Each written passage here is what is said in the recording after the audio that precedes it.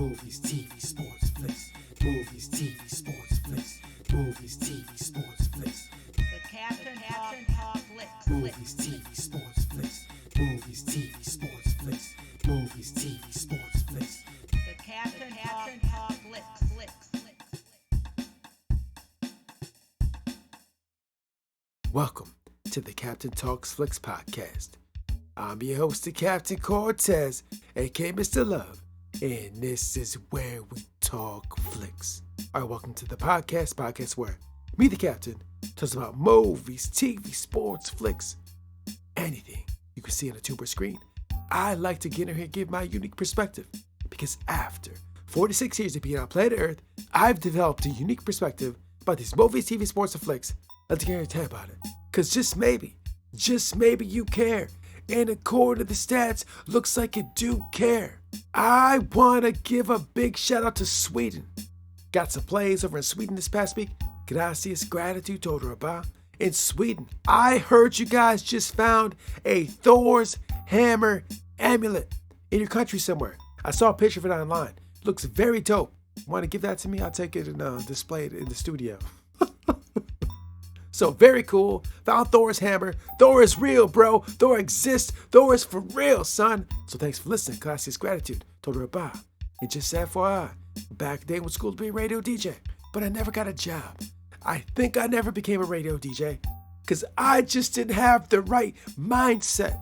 If I would have had the right mindset, that would enable me to become a radio DJ. But I didn't. And that allowed me to become the greatest podcaster in the Matrix. Subject to debate. Might be true, might not be true. But I said it on the internet. So it's gotta be true, right?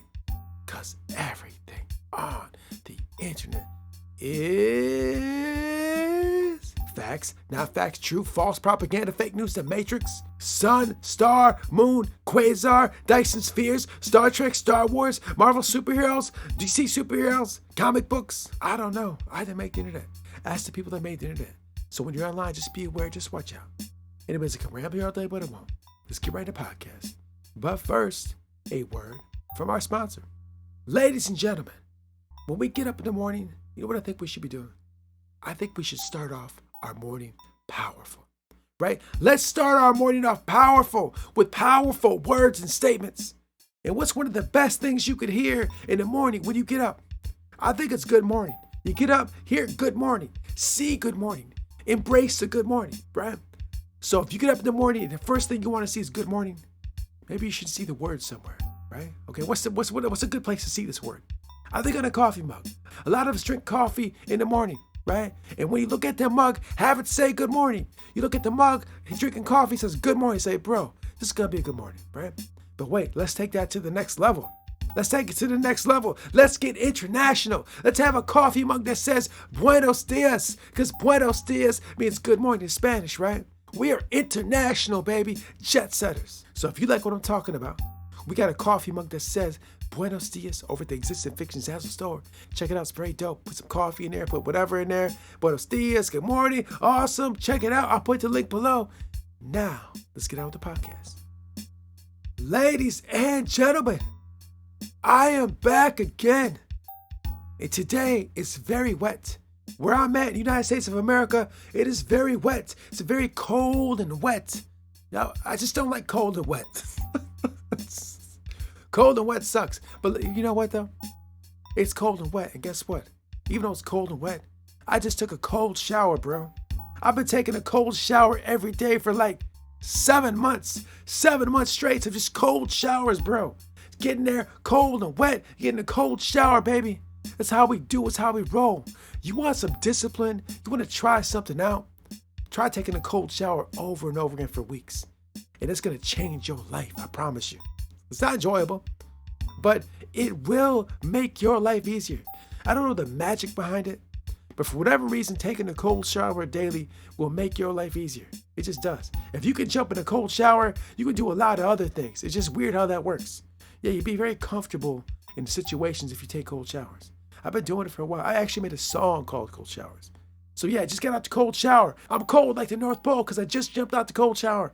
but it's so worth it because I'm ready to tackle the day, do this podcast, and boldly go where no podcast has gone before. So let's get right into it. It's time to level up the mind. So this week, I'm going to talk about my favorite franchise in the world.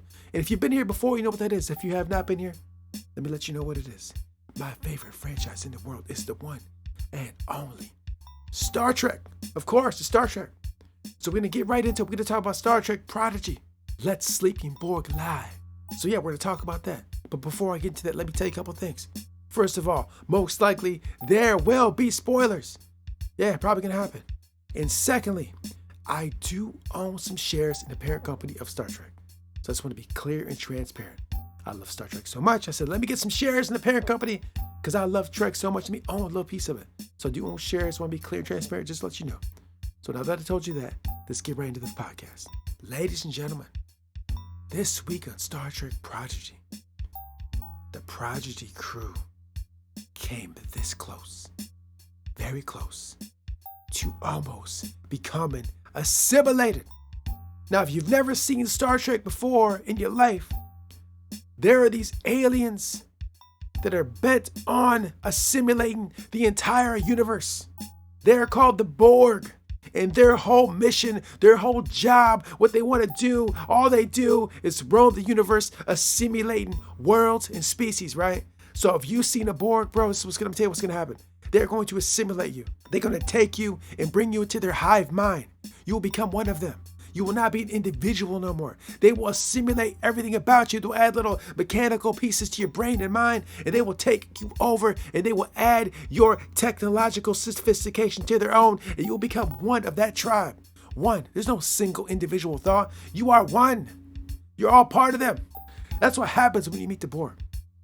And in Star Trek Prodigy, the crew came across the Borg, and they were that close to getting assimilated. Very close. Assimilation almost happened, right? The assimilation was so close. The Borg are the most lethal villains we've seen in sci-fi ever, possibly. Most likely. They are basically virtually unstoppable. Although we do stop them. We found many ways to stop them. But they're very hard to deal with. Very hard. And because they have a combination of a bunch of minds together, they're able to achieve a lot of stuff.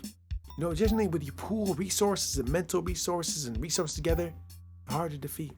So that's what the Prodigy crew was up against this week. The Borg. And if you've seen Star Trek, you know all about the Borg. They've been all over the place. And so if you've seen any kind of Star Trek, or seen Star Trek for a while, you know about the Borg. Everybody knows about the Borg if you know Star Trek. They're lethal. So that's what happened this week.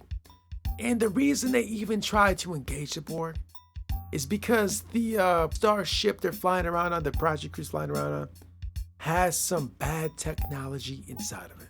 And they're trying to find a way to get rid of it. So they go to the Borg with hopes to try to find a way to get rid of it. Because the Borg know a lot.